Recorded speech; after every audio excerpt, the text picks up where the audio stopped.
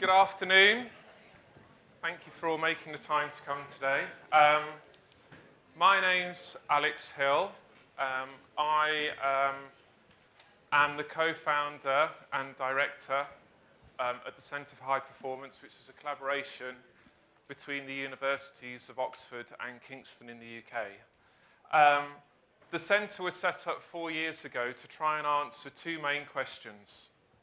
The first one is, how do you consistently outperform your peers and create high performance? And secondly, once you've achieved this, how do you sustain it? So those are the two main questions we've been trying to answer over the last 4 years. And we've done that by looking at a range of organisations from lots of different sectors, from sport, education, science, the arts, all different areas. Some of those are young and high-performing. So we've looked at other research, and the definition of young versus old, we've decided is 100 years. So those are ones that are less than 100 years old, but have consistently outperformed their peers for at least 20 to 30 years. So some are still quite young. Others have actually sustained this performance for over 100 years. And some have only recently turned around their organisations. So the findings that I want to present to you today are based on our study of UK academy schools. The research was funded by Green Templeton College at Oxford University. It's been a 3-year project. We've looked at 160 academy schools that were all put into special measures by OfSTED up to 7 years ago. Now, from our perspective, from a researcher perspective, this presents quite a unique opportunity to study a large number of organisations that are all regulated, documented, and measured in the same way, provide essentially a very similar service, but operate in different regions that have different access to resources, and also different levels of competition for students and for teachers and for leaders. What's also very interesting about them is that although they've essentially made the same changes, they've made them in very different orders. So because of this, it allows us to isolate certain variables. We are able to say, for example, 30 academies made this change, 40 didn't. What was the difference? What actually happened? The fact that they all are legally required to track and measure a large number of variables also makes the database very rich. And the parity of those between the different organisations also makes the database rich. So we are able to look at 58 different types of investment over that time period and try and understand their impact on 18 different measures of performance. So, what did we find? Now, it's not going to be a surprise for me to tell you that unfortunately, there's no simple idea or action to turn around a school. Instead, what we found was that there are a series of steps that you need to take.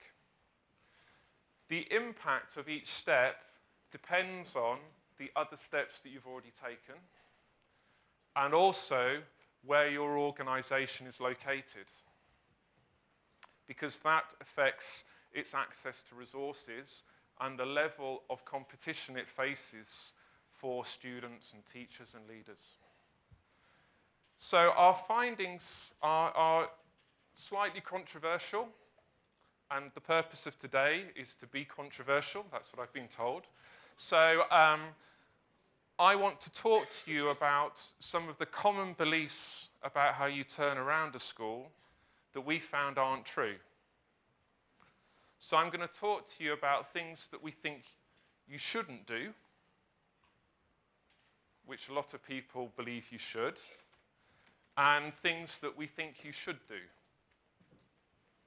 So I should also say this is not the first time we've shared our findings. We've met with a number of different leaders within education. And what's quite interesting is that they've all confirmed that our findings are consistent with their experience, but they weren't actually aware of it beforehand. I mean, part of the challenge of being a head teacher is it's a very intense experience, as you all know. So your opportunity to stand back and reflect is not always there, let alone reflect on the experience of 160 schools.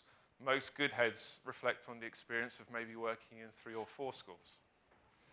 So the first thing that we found that you shouldn't do is improve teaching first. This was a really common mistake.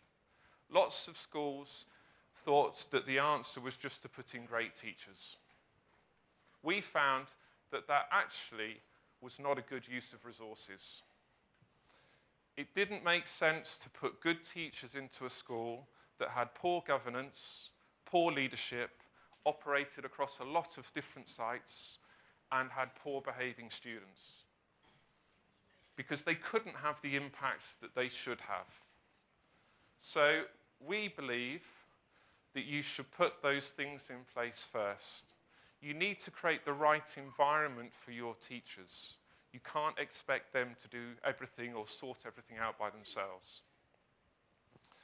The second thing which we found that you shouldn't do, that is a commonly held view, is reduce class sizes. Again, we found that had minimal impact and wasn't a good use of resources.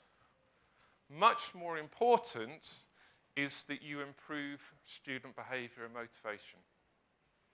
Now, this is probably one of the more controversial findings. We found the fastest way to do that, which a lot of the academies do, is to significantly reduce the number of students you teach by excluding them, excluding poor behaving students.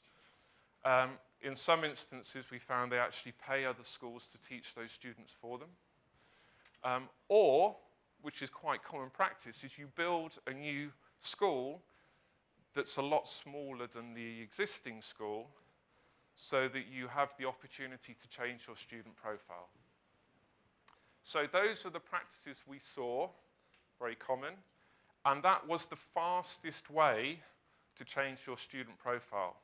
But I think we would all argue, not the right solution for society in the long term. Better practice that we saw, a better long-term practice, was to create multiple pathways within the school and to take the poor behaving students and move them into another pathway so they could be managed differently and then reintegrated once their behaviour improved. Part of the challenge for the school is that the targets and measures that are set by OfSTED means they often don't have the time to make the right long-term solutions because they're up against a very short-term pressure. The third thing is don't use a zero-tolerance behaviour policy and come down on poor behaviour. We found that although it has a good short-term impact, the impact starts to fade. And in some cases, we found students rioted or even revolted. Much better practice is to create an all-through school, right from the age of 5 all the way up to 16 or 18, so that you can create the right culture early on. You can start to instill good behaviour in the students, and you can make sure that the bad behaviour doesn't start to emerge. It also, if you're teaching at secondary school level, it means that you aren't now taking in a very diverse mix of students, different backgrounds, different behaviours, different views of what good is and how they should be. So it made teaching at a secondary school level much easier. The fourth thing we found that you shouldn't do is use a superhead. we found that in all the cases where this was used, they didn't create the right conditions for long-term sustainable improvement. They came in, they were there for 12 to 18 months. They focused all of the attention, resources, teaching capability on year 11 that was being assessed. And they just focused on maths and English. They made a change. They created a short-term impact. They took credit for that change, and then they moved on. The teams that then came in afterwards found that performance dipped after they went because they diverted attention away from the other years and the other subjects. Of course, the superheads claimed that performance had dipped because they were no longer there, but it was actually that they diverted attention and resources and capability from the other parts of the school. And in some cases, it took as long as 3 years to then start to return around that school because of the damage that had been created. If that team had come in on day one, they could have started to put the right things in place right from the beginning. So you need to improve all year groups. It's also very important that you look at all the subjects, not just maths and English. The next common belief that we found wasn't true was that inner city schools are more difficult to turn around. We actually found they're much easier to turn around. And they're much easier because you have greater access to good leadership, both at governance and head level, great teachers, and great students. You're in a much bigger pool, and you've got much greater access. You actually need to invest more resources in the rural and coastal schools because it's much more difficult to attract those good leaders, teachers, and students there. You have to work a lot harder to do that. Now, again, we found, a lot of times people came from inner city schools, went to rural and coastal schools, thought they could do exactly what they've done in the inner city school, and it didn't work. And it took, in many cases, up to 2 years for them to realize you have to pay much higher salaries to attract good teachers in those areas. So they'd lost 2 years in terms of turning the school around and starting to have a positive impact. The final thing which we found, which is a common belief, is that more resources do not speed up improvement. This is not about throwing resources at the school to try and speed things up. What's much more important is you make the right changes in the right order. And actually, if you make the right changes in the right order, you can create some of the resources you need early on and then invest them afterwards. However, you do need to plan for a dip in financial performance.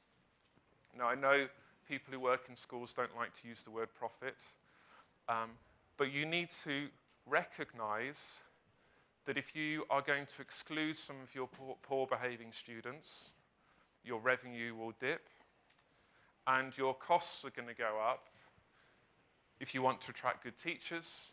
And also what we found was very important as you're, it's probably about a year into your journey, is employing middle managers to manage parents. That means that teachers can spend more time teaching, which is what they're there to do, and heads can spend more time leading, which is what they're there to do. So you've got the combination of revenue dipping and costs going up before exam results will start to improve. Now again, we found a number of instances where the schools were pursuing financial performance, and then only 2 or 3 years in that they realized they were going to have to accept financial performance must dip before exam results improved. So, those are our key findings. But if I was to leave you with 3 points from today, what would they be? The first one is you have to create the right environment before you improve teaching. It's absolutely critical. You can't expect your teachers to sort everything out. They're there to teach. They're not there to sort out the other problems within the school. So you've got to create the right governance, facilities, and in particular the right student behaviour so they can have the maximum impact. Secondly, the most significant impact occurred when schools changed their students.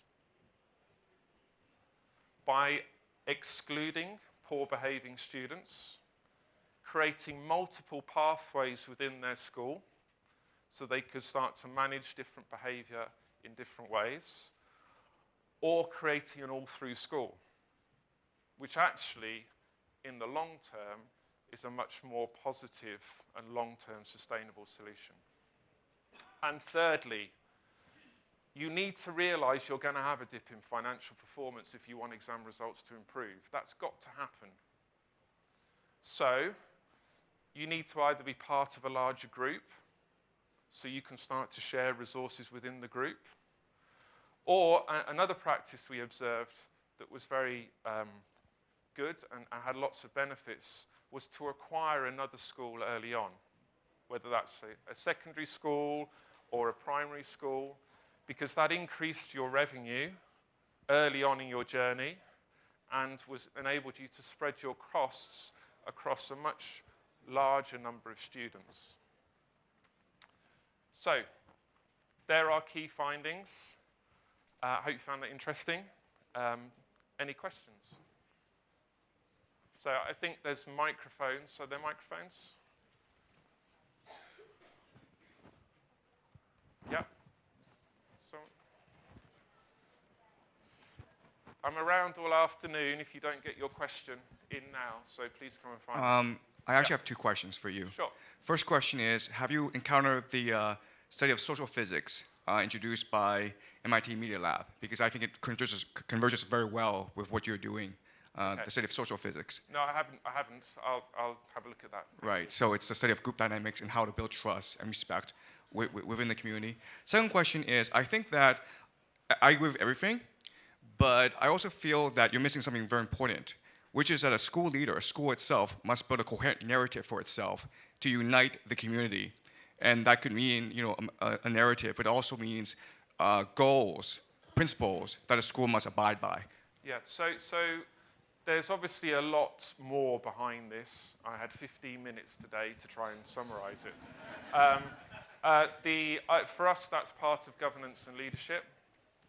And one of the first steps is to look at the purpose of the school, because often it's got into trouble because its purpose has got confused or diluted. So having the right governing board in place to set that purpose, to consider that purpose and to guide the school through was the first step in getting things back on track. Yeah. Thank you. Yeah, hello. Professor Alex, I've got the microphone. Oh, hello. Good. Garth Mitchell from Dubai Smart Government. Very interesting presentation and takeaways. How can we access your full research? So we've sent a paper to the UK government based on our findings. And there's a number of things we're challenging within that. One of them is the environment that OfSTED sets. We think is creating some behaviours that possibly don't have the right long-term sustainable improvement. But we'll be publishing the report within the next few weeks. Thank you so much. And then you can access it. You should be able to get my contact details from here, and I'm very happy to email you a copy. Yeah, I'm gonna have to answer the ones with the microphone. That's me. Yeah, sorry. Hello. You are controversial, and I'm speaking for someone who's come from an outstanding school in London, and I don't think it's possible to have outstanding behaviour unless you have outstanding teaching and learning. And I think that your message may be diluted or condensed maybe because of the time you had. And I do believe you have to have systems in place to manage behaviour, but ultimately you can't have outstanding behaviour if you don't have outstanding teaching and learning. Yeah, what we found is that there are a number of instances where they put the academies put really fantastic teachers into a school and it had no impact because the behaviour of the students within the school was still very detrimental, and it meant they couldn't have the impact they wanted. When they accepted that and went away and actually reduced the number of students to manage behaviour, suddenly the same teacher had a huge impact. So I'm not arguing that they're both important, it's the sequencing of those and recognising. So a lot of the feedback we had when we shared our findings was, well, surely great teachers can sort out everything. And I don't think that's right. You know, we need to create the right environment for them.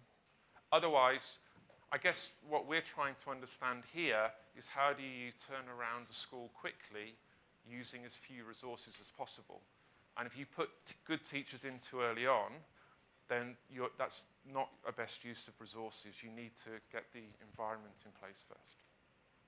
Yeah.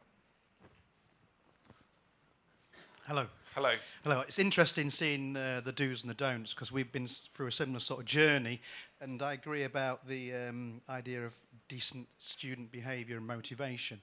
And I know there's no magic wand, but from the experience of your investigation, what worked best with improving student motivation and behaviour? Well, this again is part of the challenge. Part of, I think, a bit of an issue personally about OfSTED. I mean, the advantage I have is I don't work in education. So I'm looking at this from performance, and I'm less emotionally connected to the topic, which I personally see as a good thing. The fastest way to do it is to exclude poor behaviour. That's the fastest way. Do I think that's the right way for society in the long term? No, of course it isn't. But that is the fastest way. The best way in the long term, as we said, to create the all-through school. So you can start to get the right behaviour in place very early on. Now, what we found, this is a big difference of inner city and, we called them inner city, urban, rural and coastal. A big difference between the inner city and the urban and the rural, in particular the coastal.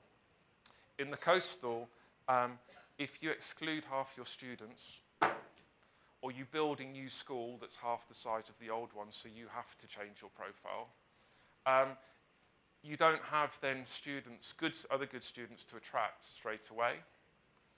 So it takes a while to then build your students back up. If you do it in a city school, we found that you could start to attract good students much faster. Now, I know these schools aren't meant to be selective, but what we have found is that the profile of the students in those schools changes significantly. For example, the ethnicity changes dramatically, and also where they live, whether they live within a mile or outside of a mile from the school, which you could argue is that they're more motivated because they're trying to travel there to that school. So I don't think it's the right long-term solution for society, but there's an argument here about, do you create a high-performing organisation that then attracts good students, that then educates them in the future, or do you focus on the student and say what's right for the student? And it's going to be a mix of both. Who else has a microphone? Here, hello. Yeah. Tala Hamash, I work with Teach for Qatar.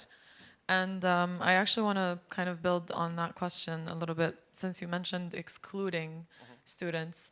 Can you tell us a little bit on how we exclude students, and and sure, it is the fastest way. That might be true, but I disagree. If it's not the best way. You mentioned ethnicity, and you mentioned there's a lot of factors that go into place, and a lot of these poorly behaving kids are usually actually disenfranchised segments of society. So there's a lot of, I think that's the group of students that we should be focused on. So what do you mean by exclusion? Because you also mentioned the different pathways. And what's the best way to kind of like rehabilitate this poor behavior? Because most of the time it's not really poor behavior, it's mostly like seeking attention, because at home they're not getting enough love from their mom or dad. Yeah. So I need to stress here that I'm telling you what we observed. So this is not my opinion. I'm telling you what the practices we've observed. So when students are excluded for poor behavior, and you start to see the number of incidents decrease in the school, then its performance starts to improve dramatically. Now, the cause of that or the reasons for that are debate, and we didn't get into every student. We're looking at 160 organisations, so we're having to look more at the organisational level rather than the specific student level. So that is the fastest way to do it. I agree with you. I don't think it's the right solution, but that's the solution that academies are using because they have less than 12 months to show an improvement in performance. Yeah? And when you're in a coastal environment, then you're really up against it. As a teacher, you're taking on a school that has underperformed for a very long period of time, and you have 12 months. Otherwise, you're out of a job. So, we have to realise that's what's going on. Now, part of our argument is that OfSTED should set different targets depending on where the school's located, or the mix of students within that school and who it's trying to educate. So let's, given that we don't think excluding is the right answer long term, I agree. What we did observe was by creating 2 pathways within a school, we were able to manage those poor behaving students differently, so we could start to create good behaviours. And a lot of that was just about educating them, giving them attention, helping them understand what, why this wasn't useful to the rest of the class, etc., etc. So, and then they could be reintegrated. But if you do that, you need to accept that it's going to take you longer to turn the school around. So the practices we'd observed that in were where it was a small group of academies, and they weren't trying to grow.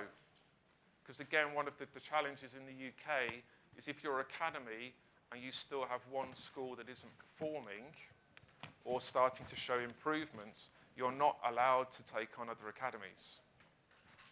So the right long-term solution is to create the multiple pathways and then create the all-through schools. So you've got students from a much earlier age, and you can make sure the poor behaviour doesn't start to emerge. That's a much better preventative way of doing it. Do they study separately from other students? Like, do they have They had a separate classroom, yeah, and they were studied separately in a different class, and then were reintegrated. And sometimes they didn't have to study separately for very long. Okay. Tony?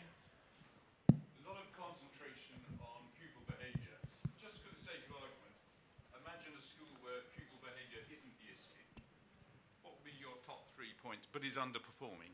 Yeah, so, I mean, that's an interesting question. Tony said, what about if there wasn't poor student behaviour, but the school was underperforming? The simple answer is we didn't find that in any of the schools we looked at. So, I don't know but what we have is, when our report comes out, you'll see we recommend there are 8 steps. We tried to make it shorter than 8 to make it simpler, but it's not that simple. So there are 8 steps, and changing student behaviour was about the 3rd or 4th step. Now, if you've already got great behaving students, then there's not a lot that you need to do there. You can kind of move on to the next step. But the simple answer is we didn't find that. We found that there was a very strong correlation between poor behaviour and results. And actually, probably one of the best predictors of future poor performance is when the number of incidents start to increase. So that's something that you really need to keep a handle on and manage. Yeah. Thank you. Cuthbert Mulialia from Minister of Education, Science, Technology and Sports, Uganda. In education, we have a saying that show me a good head teacher and I'll show you a good school. Now, in government, we have a tendency of transferring poor performing head teachers, thereby shifting a problem and not solving it. Now tell me, how do we turn around a failing head teacher? So, so I don't have evidence on this, but I would argue it's similar to turning around a poor behaving student. And I mean, we did have one case. We had one case where there was a school and they tried to put in a zero tolerance behavior policy, and none of the teachers were demonstrating the right behaviors. None of them were. And actually, that's caused a huge student riot, and they destroyed the new building that had been built. So the way that they tackled that was for actually the students and the teachers to sit down together and start to think about what is good behavior. And they created values for the school that could take it forward. But it was a learning process for both the students and the teachers. So they then started to improve together and put in the right things. Heads are important, but we have an expression often that they are necessary but not sufficient. And I think too many people think you can just put in a new head and the problem's fixed. It's the same in business. They think you can put in a new CEO and all your problems disappear. They don't. And actually, we found that some of the heads that traditionally you wouldn't think would be great were brilliant, because they were very open, they learnt from their teachers, they learnt from their students, and it was a learning process, and together they learnt and started to do the right things. But what's far more important is this sequence of steps. And a good head definitely improves decision making, but decision making isn't the only thing that needs to change. So I'm sorry, we're out of time. Thank you very much for listening. I'm around this afternoon. Please come and grab me if you've got any questions.